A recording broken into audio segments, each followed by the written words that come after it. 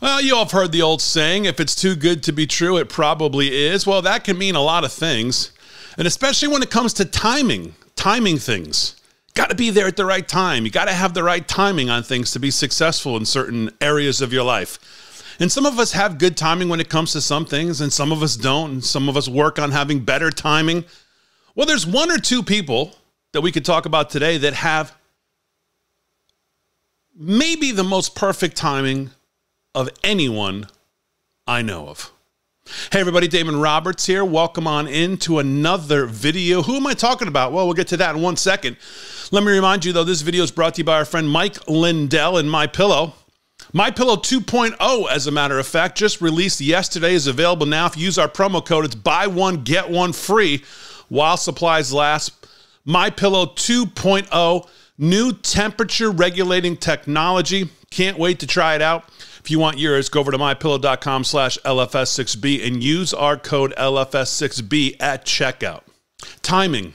It's so important in life. When it comes to any array of different things, you always want to try to have the right timing, be in the right place at the right time.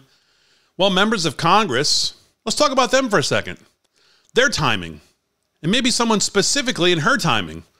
Members of Congress have access to a wide range of, non-public information, obviously, that can be used to inform, their investment decisions. That's right, their investment decisions.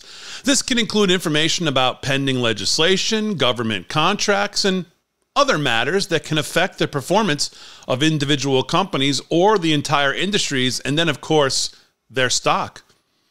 While it is illegal technically for members of Congress to use this information for personal gain, there have been instances of insider trading by members of Congress in the past. One example of a member of Congress engaging in insider trading is former Representative Chris Collins. In 2018, Collins was charged with insider trading for sharing non-public information about a biotech company, Innate Immune Therapeutics, on which he served on the board of directors.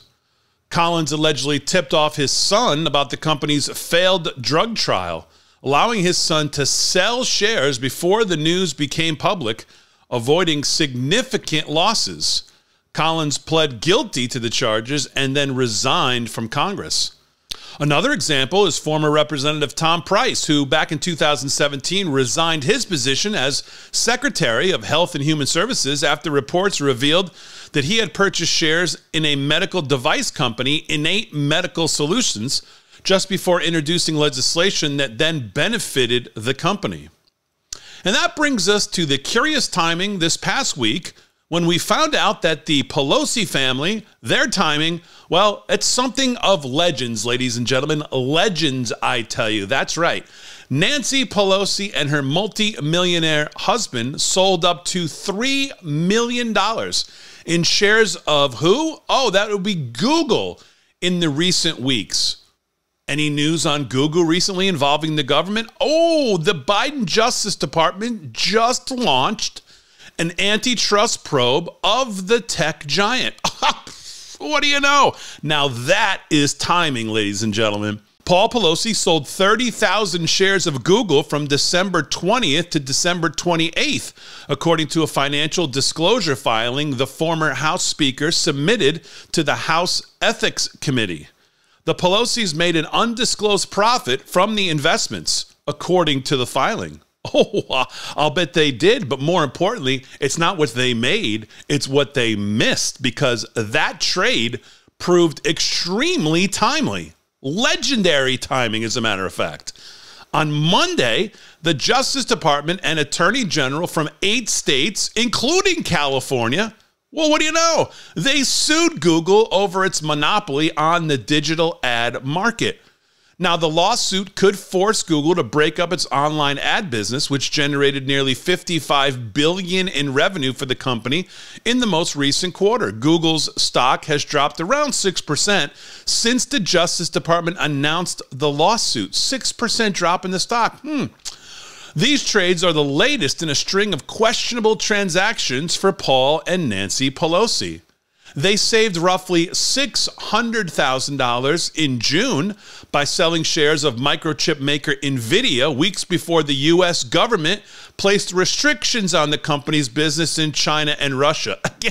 Again, the timing, it's impeccable. They trade better than Goldman Sachs. They trade better than Citi. They trade better than Merrill Lynch, these people. It's unbelievable, their timing. The Pelosi's have seen their fortune grow $140 million since 2008, thanks largely to Paul Pelosi's stock trades, according to the Washington Free Beacon analysis of those trades. Pelosi's stock market charades have sparked calls for tougher regulations on members of Congress cashing in on their positions of power. Senator Josh Hawley on Tuesday introduced the Preventing Elected Leaders from Owning Securities and Investment Act, also known as the Pelosi Act, to prohibit members of Congress and their spouses from owning or trading individual stocks. He said, quote, "For too long, politicians in Washington have taken advantage of the economic system they write the rules for, turning profits for themselves at the expense of the American people," Hawley said. As members of Congress, both senators and representatives are tasked with providing oversight of the same companies that they're investing in. Yet they continually buy and sell stocks, outperforming the markets time and again. Oh, yes. Outperforming. The Pelosi's outperformed just about everyone. You think of the NVIDIA sale and you think of the Google sale. I mean, I don't know anyone on the street who had those two things wrapped up and was able to sell before those two government announcements. That is impeccable timing, folks. These examples demonstrate that members of Congress have access to valuable non-public information that could be used to inform investment decisions. Additionally, they also have the power to introduce legislation that can have significant impact on individual companies or entire industries, which creates conflicts of interest when they invest in those industries. Now, you may remember, to prevent members of Congress from engaging in insider trading, there was this thing called the Stock Act. It was passed in 2012. The Stock Act prohibits members of Congress and other government officials from using non-public information for personal financial gain.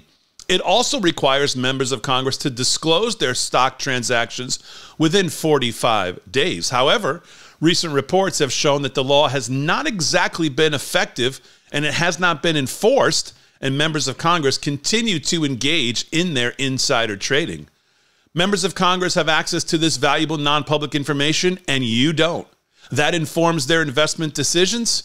And while it's illegal for them to use this information for personal gain, instances of insider trading by members of Congress have been reported in the past. I just told you about two of them, and I just told you about the Pelosi's.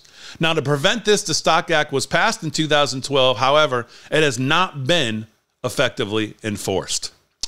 I mean, those are two amazing trades, folks. Timing, it's all about timing. We all will strive to have the timing of the Pelosi's when it comes to buying and selling stock, because their timing is the stuff of legends. All right, folks, that's going to do it for this one. Thanks for joining me. Make sure you visit our sponsor, Mike Lindell and MyPillow, MyPillow.com. MyPillow 2.0 just introduced with temperature regulating technology in the pillow. You'll stay as cool as the underside of your pillow now on both sides. Check it out, mypillow.com/LFS6B, and use our code LFS6B at checkout for 10 to 60% off. And in this case, buy one and get one free. If you haven't done so, folks, subscribe to the channel, hit the like button. We really do appreciate it, and I'll see you in the next one.